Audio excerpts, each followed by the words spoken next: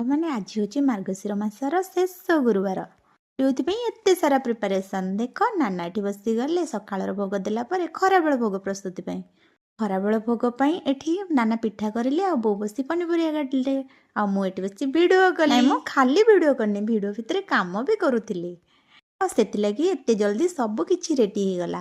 ତ ସବୁ କିଛି ସରିଲା ପରେ ନାନାର ମୋର ବସିଗଲୁ ଖରାବେଳ ଭୋଗ ଦେବା ପାଇଁ। ତ ଏଠି ଖରାବେଳ ଭୋଗ ଦେଇ ସାରିଲା ପରେ ନାନା ବହି ପଢ଼ିଦେଲେ।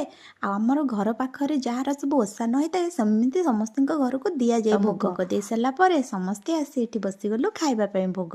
ତ ସାହୁ ବାବୁ ଆଜି ଘରକୁ ଆସିନଥିଲେ, ତାଙ୍କର କିଛି କାମ ଥିଲା। ତ ସମସ୍ତେ ଭୋଗ ଖାଇସାରିଲା ପରେ ଭାଇ ବସିଗଲେ ଏପଟେ ବାସନ ସବୁ ମାଜିବା ପାଇଁ, ଆଉ ମୁଁ ସେପଟେ ରେଡ଼ି କରିବାକୁ ବସିଗଲି ସନ୍ଧ୍ୟା ଧୂପ ଦେବା ପାଇଁ। ମାଙ୍କର ନିୟମ ରହିଛି 3 ଧୂପ, ସକାଳ, ଖରାବେଳ ଆଉ ସନ୍ଧ୍ୟା ଧୂପ। ସବୁ କିଛି ସାରି ନାନା ଝିଅ ଏଠି ବସି ଖେଳିଲେ। ଯଦି ମୋ ଭିଡ଼ିଓ ଭଲ ଲାଗୁଛି ଲାଇକ୍, ସେୟାର, କମେଣ୍ଟ କରିଦେବ। ରହିଲି, ଜୟ ଜଗନ୍ନାଥ।